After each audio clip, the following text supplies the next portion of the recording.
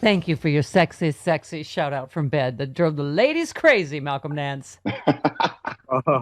The problem was Travis was ragging me on getting that done, and I was in bed. And I said, I think this is the perfect place to do his shout out. Put on my best Marvin Gaye voice. Yes, it was too much for me, a woman alone in lockdown for a year. How dare you, sir? All right, so I went to channel 632, cool jazz. So yeah, I expect you to have a Courvoisier and a robe. Okay. But... Okay.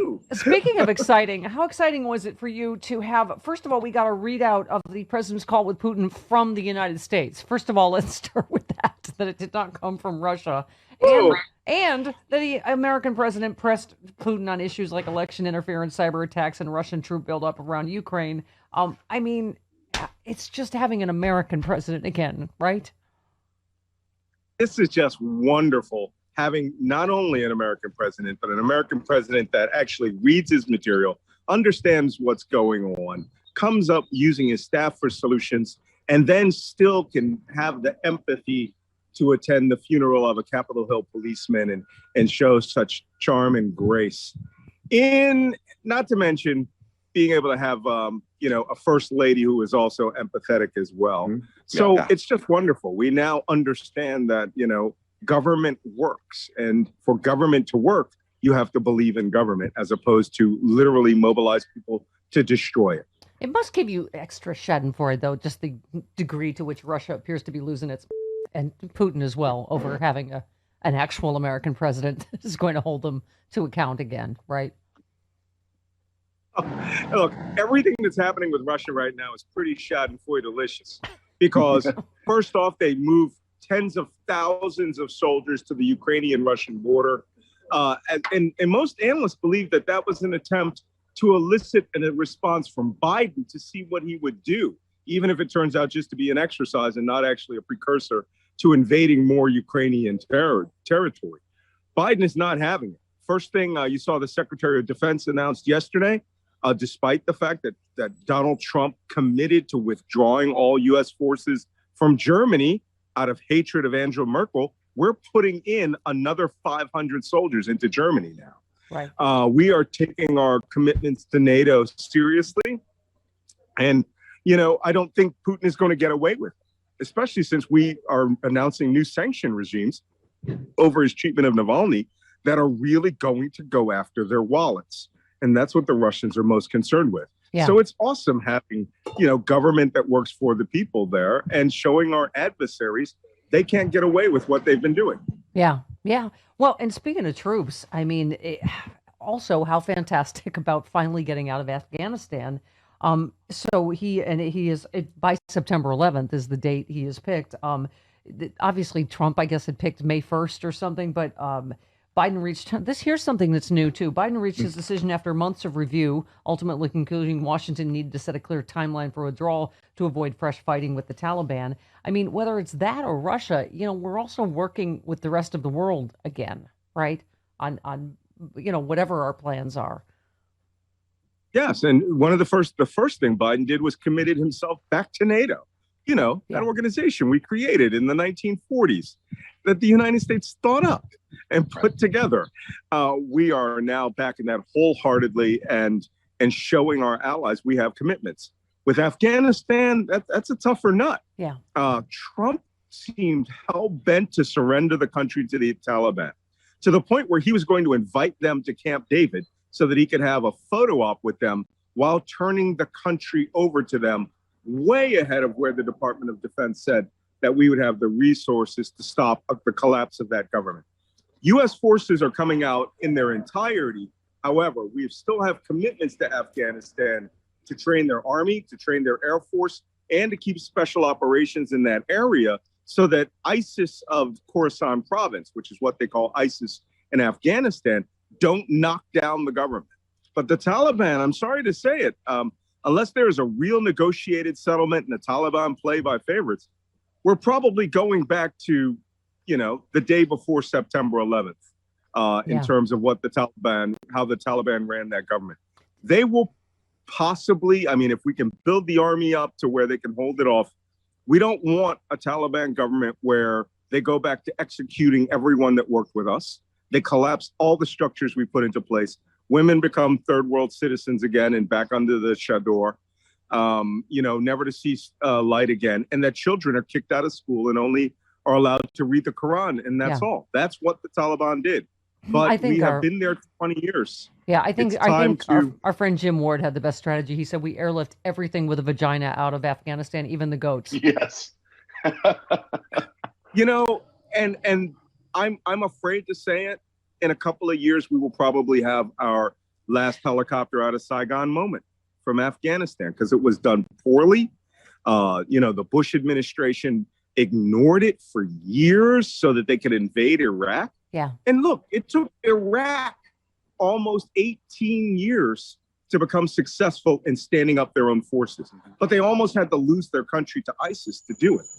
I'm not sure if culturally Afghanistan is capable of maintaining that level of sophistication in dealing with the Taliban. Afghanistan is a very rural country. It appeals to very hardcore, culturally conservative mindset of the Taliban. Yeah. And the Taliban will come in and wave the Quran and boom, everything we've worked for will go away. Yeah. But it will be their choice. Did you see Senator Chris Murphy said that every time he went to Afghanistan, the general said, the general before me did it wrong, and now we're doing it right. It's just, it really did become just an endless war, right? It's just, I guess we're finding out the same thing the Soviets did in that sense, right? Well, the Soviet Union was collapsing. So they were, that the Soviet withdrawal from Afghanistan did not really result in what we think. They were a poor country trying to do a poor thing militarily, just literally slaughter everybody. Our issue is that we went into it with cultural expectations that we didn't understand, and that thinking everything was about breaking the will of the Taliban. Well, we didn't do that to the North Vietnamese very well. We didn't do it to North Korea. These things have to be negotiated settlements. But the worst component of this is we just never got Pakistan to really play fairly on our side. Yeah. The Taliban have been pushed by them. They practically, fostered the Taliban inside of Pakistan, and they use it as a buffer against Indian influence between Afghanistan and Iran. And, and they're corrupt as heck.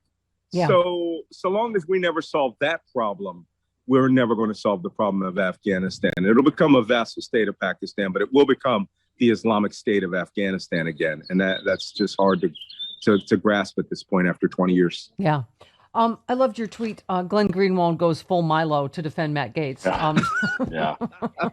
I mean, our friend Glenn Greenwald. Really? If you have to Google the age of consent, no, it's right. Never go full Milo. I just almost speechless because he's in full Ryan Knight territory these days. This is a good example of where the extreme left comes around to the extreme right.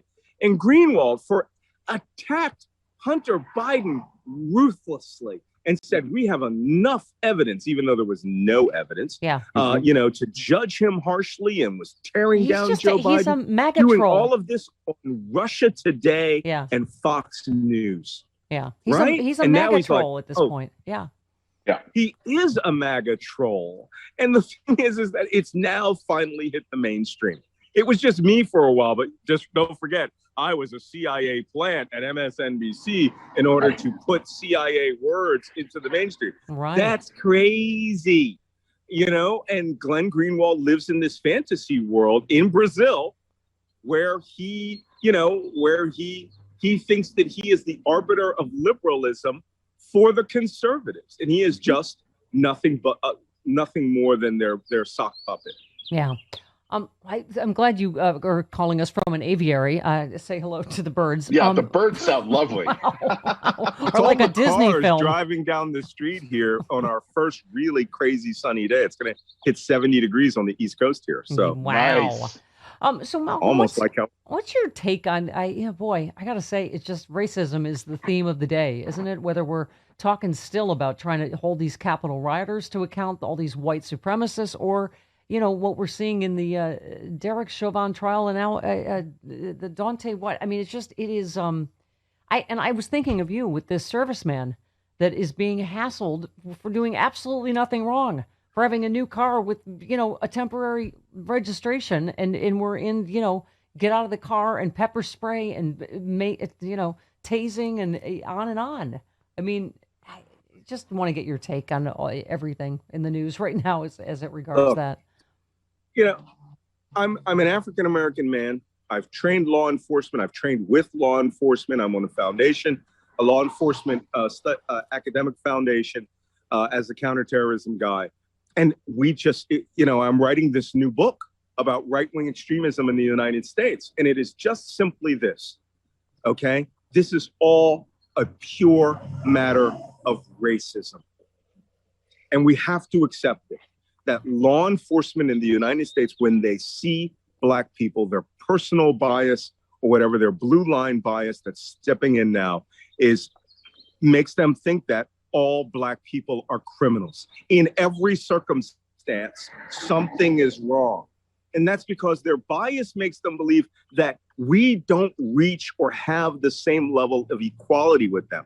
No matter how wealthy we are, no matter how educated we are, no matter what our status is in society. The first thing that they did in that policeman in Virginia against the Army officer was attempt to diminish his stature by saying, what are you, some sort of specialist? That's like a private or a corporal. The guy is a commissioned Army officer, far higher rank than I ever achieved. And by trying to do that, he wanted to diminuate his standing. Look, and then Kim coming out and saying, well, Black Lives Matter, you should understand where we're coming from. They equate a protest movement with terrorism in their head.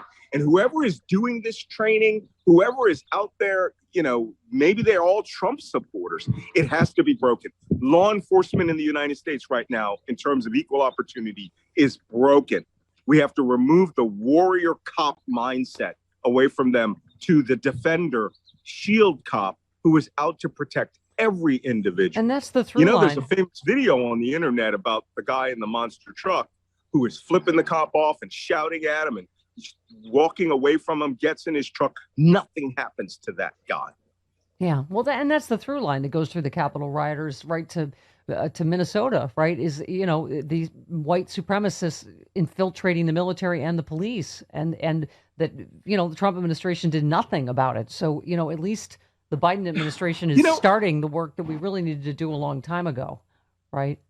You have to remove the word infiltrate from that discussion point. They're not infiltrating law enforcement in the military and the police at all. They are part of it. Yeah. Infiltrate would be a clandestine operation to put people inside to specifically get skills and then extract yourself out so that you could share those skills. No, they're not doing that. They just love it. They're part of it. The same way that, in the between 1865 and 1940, everyone was in the Ku Klux Klan. If you wanted to be part of politics, you had to be a member of the Ku Klux Klan. And people would know it secretly at home, but they just were. Yeah. All the cops. And that's why we had soldiers beaten and killed after World War II, after winning, Purple Hearts and Silver Stars. It was inherent in the system. It has died in the wool. And now we need to wash it out. Yeah. They need to. Yeah, absolutely. Absolutely. Malcolm, always fantastic. You look super hot in your sunglasses outside.